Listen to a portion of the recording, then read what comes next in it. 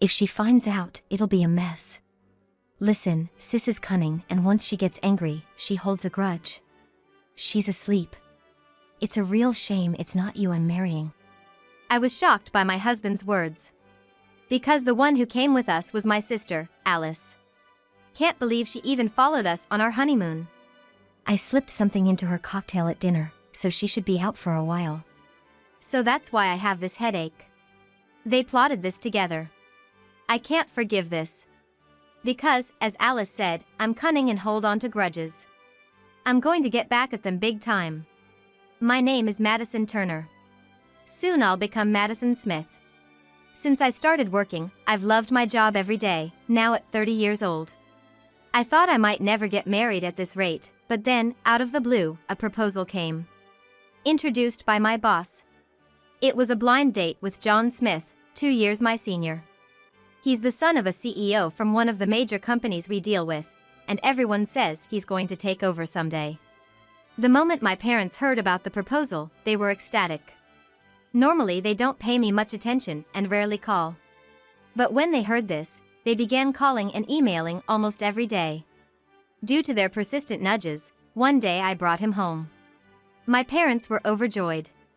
But there was one face that didn't look pleased. My younger sister, Alice. Ever since we were kids, Alice wanted everything I had. Be it birthday gifts, clothes, and even boyfriends.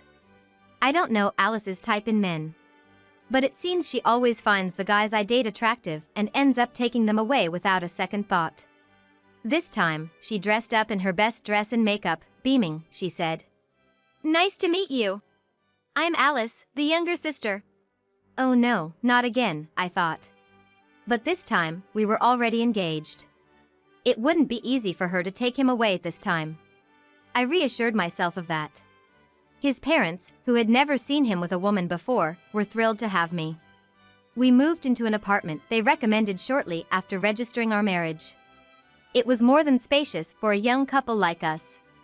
We started our new life, and once we found a gap in our schedules, we planned to have our wedding and honeymoon back to back.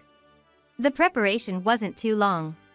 Still, the plans for the wedding turned out to be much grander than I'd imagined.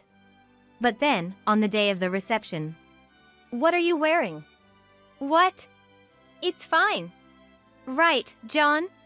It looks good on me, doesn't it?" Surprisingly, Alice wore a white dress. Wearing white to a wedding is considered rude to the bride. Yet, when John saw it, he said, "It looks good on you. That flowy dress suits your petite frame. Right? See? Even John thinks so. Madison, isn't your dress a mix of yellow and pink? It's your favorite color, so what's the big deal?" "Yes, look at this corsage. Alice picked it out especially because it's your wedding." Their mom nodded in agreement. As if it was the most natural thing in the world. "Let's just keep smiling. It's a special occasion after all," she said. I wanted to shout, "Whose fault is this?" At the reception, Alice's white dress undoubtedly stood out. Among the guests from both sides, I noticed some glancing at her and whispering. And John's glances often shifted in her direction, which bothered me. That night, we stayed at the hotel where the ceremony was held. The next morning, we were set to fly to Hawaii for our honeymoon. We had booked a guided tour for a week there. The following morning, we hurried to the airport. On the way, I noticed John frequently checking his phone. But since we were pressed for time, I just assumed it was work-related. After a few hours of flying, we finally arrived. We managed to have the dinner we had booked at the hotel. Well, we made it after all. Cheers! He clinked glasses with me. Cheers! Oh, this cocktail is delicious. You like it? Very much. Great. It's been hectic lately, so let's eat well and get some good rest. While enjoying the various dishes, I indulged in a few more of those cocktails. Then, oops! I accidentally splashed some sauce on my dress. Oh no, I'll be right back. Hoping to clean it before it stained, I headed to the restroom. On my way, I thought I saw a familiar figure outside. Alice? No, that can't be. There's no way she'd follow us here. I convinced myself of that. When I returned from the restroom, the figure was gone. Must have been my imagination, I thought. Sorry for the wait. That's okay. Another cocktail arrived while you were gone. Oh. Speaking of which, there was a differently colored one placed before me. I kept you waiting, sorry. It's fine. I didn't mention the Alice-like figure I saw to him. Back in our room, I was overwhelmed by fatigue. With a full belly, sleep quickly took over. Hey, you're going to bed already? Sorry. I'm just super tired. Well, that's fine. I'm gonna go check out the convenience store. Not bothering to reply, I quickly dove into the bed and fell into a deep sleep, almost unbelievably fast. I wonder how long I slept. I was awakened by the door being opened with force. It must be John coming back, so I tried to get up. However, a throbbing headache prevented me. It felt like a severe flu, so I decided to stay in bed. Just when I thought of going back to sleep. Hey, are you sure it's okay? Yeah, it's fine. Someone had entered the room with John. A woman. Look, Sis is sleeping right there. If she finds out, it'll be a mess. She's very vindictive and holds grudges. Wait, that voice calling someone sis? Alice? Ah, so it wasn't a mistake when I saw her earlier. She's sound asleep. I slipped something into her dinner drink. She should be out for a while. Wow, John, you're wicked. Well then, let's do it. It's a real pity I'm not marrying you. Same here. So, let's get started on having a baby. Following their voices, I heard the rustling of fabric falling. It's probably the effects of the drug causing my headache. Several times, my drink had been refilled. He must have added something to it when I left my seat. The anger towards the couple next to me grew.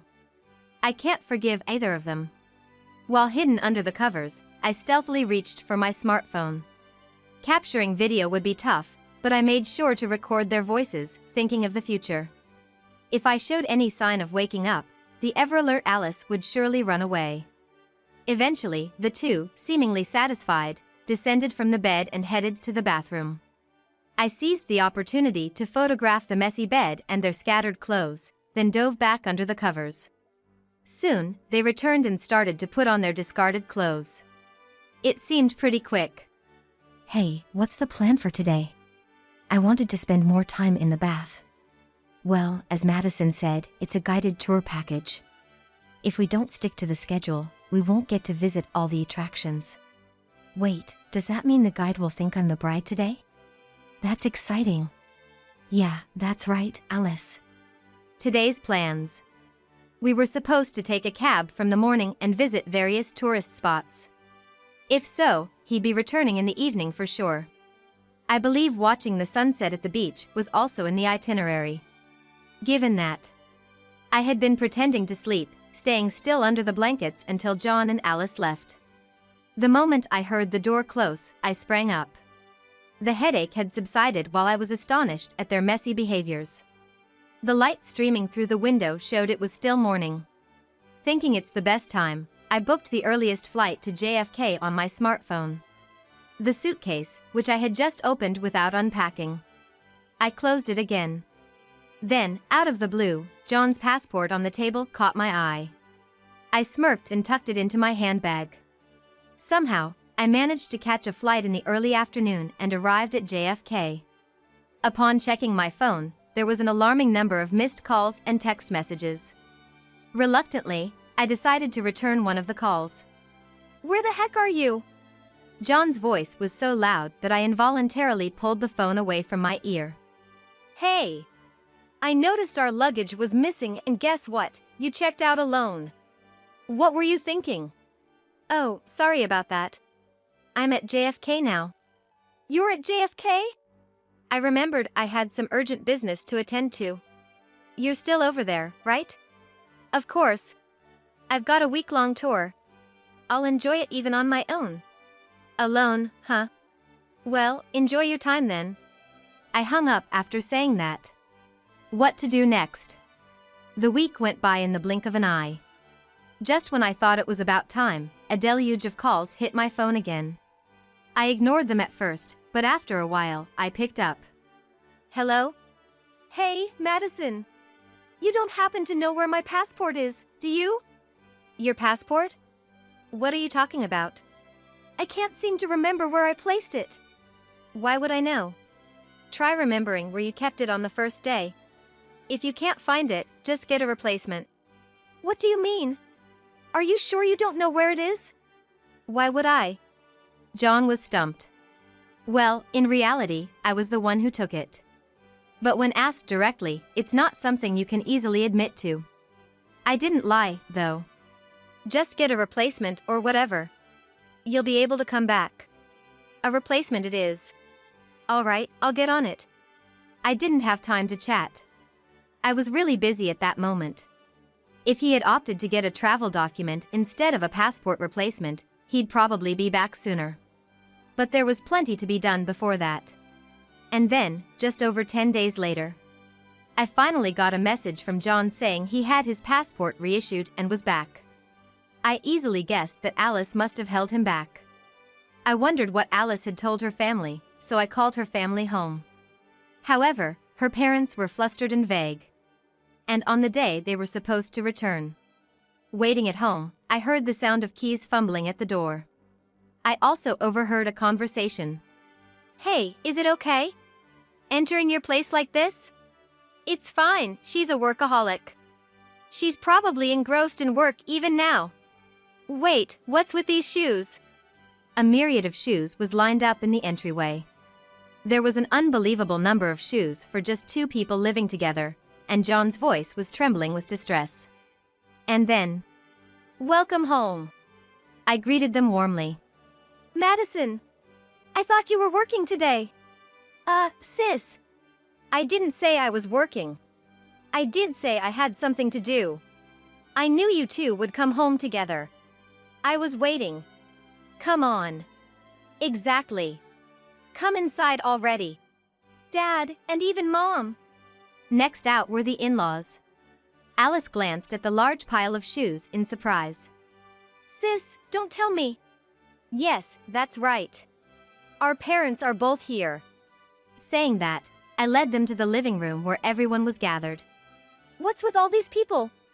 And it wasn't just both sets of parents. Manager? You've been missing from work without notice, Alice. John, why didn't you request an extension for your vacation? Well... Both John and Alice's immediate bosses were present. I was shocked to hear. Neither of you notified the company. Oh, my phone broke. Yeah, he dropped it in the ocean. Really? How'd you know? Were you at the beach together? I smiled cheekily at the two. Hey, Madison. What's with that tone? Sounding suspicious of your own sister from the get-go? Not sounding suspicious, I am suspicious. In fact, I'm here to clear things up. Right? Yes. A person holding documents introduced themselves as a lawyer, handing out business cards to John, Alice, and their parents. A lawyer? What for? We have 2 requests. One from Madison regarding a divorce.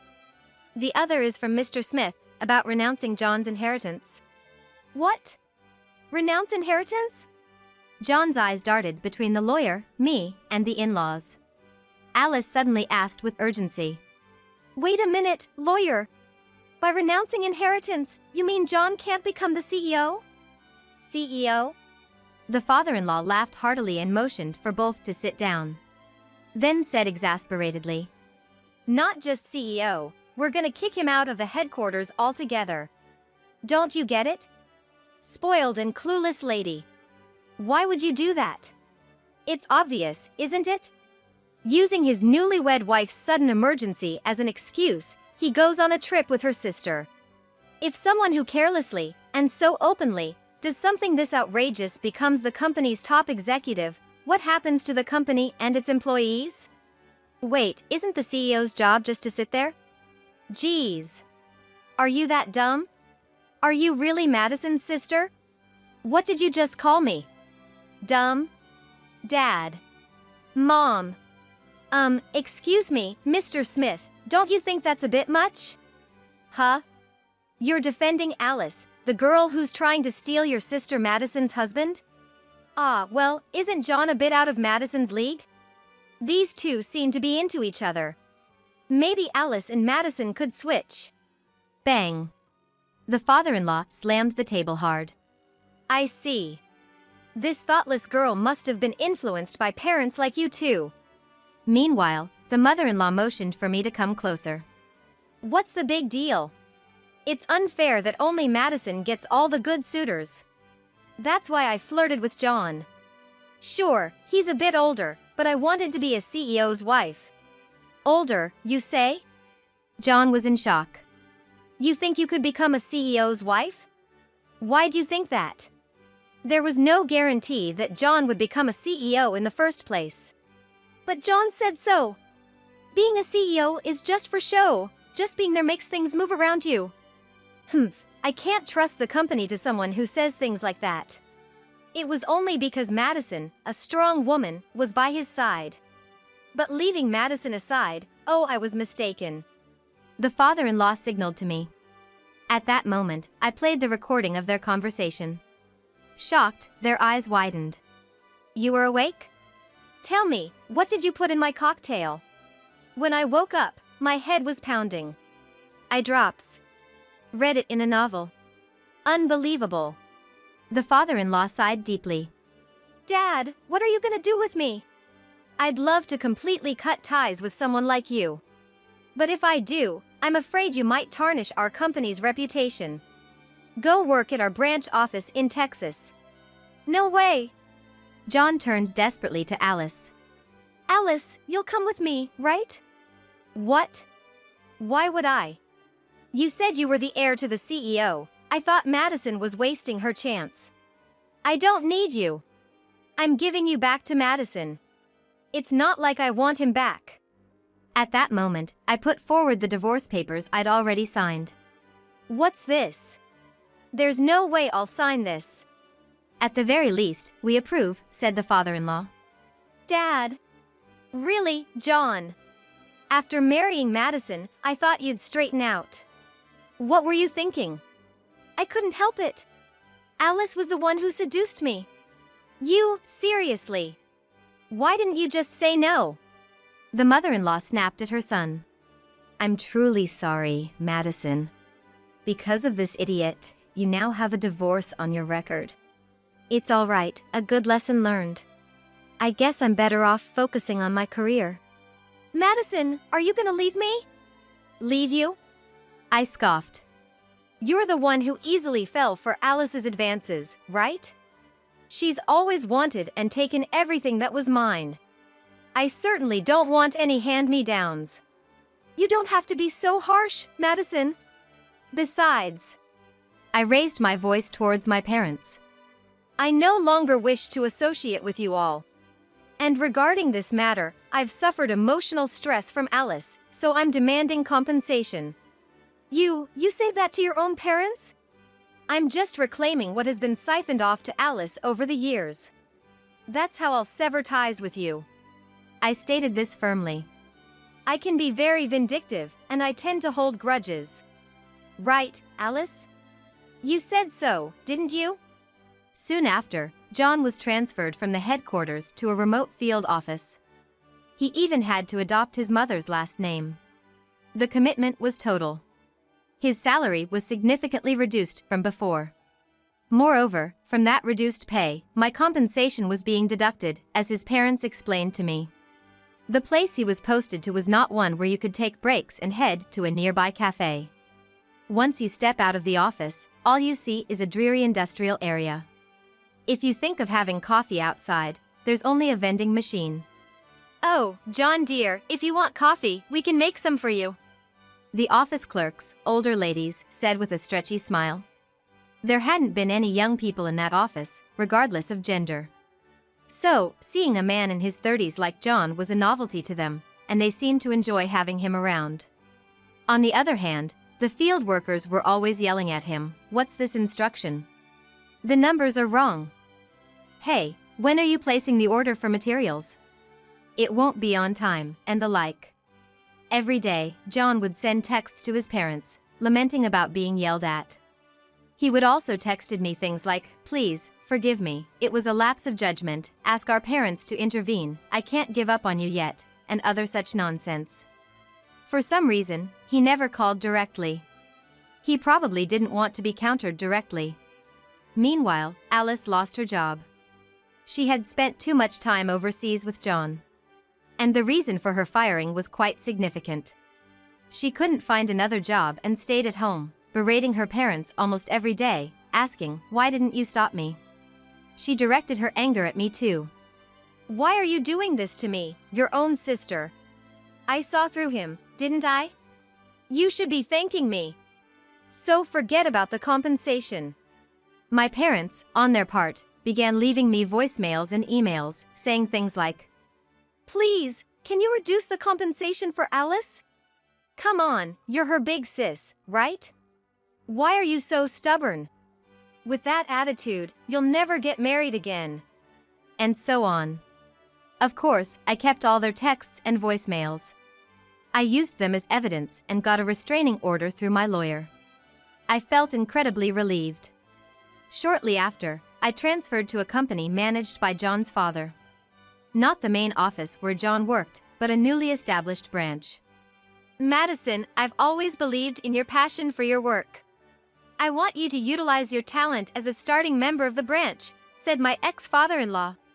My ex-father-in-law said that, recognizing my work talent and placing me in an important position. Apparently, my previous company didn't seem to fully utilize my abilities. Thanks to him, my days are busy but immensely fulfilling. On days off, I enjoy delicious home-cooked meals made by my ex-mother-in-law. "Even if you've cut ties with John, I'd like you to remain our daughter. I always wanted a daughter, you know. Madison, how about becoming our adopted daughter?" Considering my biological parents always favored my sister and barely noticed me. Hearing these words from my ex-mother-in-law is truly heartwarming. I'm not sure if I'll go through with it, but at least for now, I believe my days will be brighter.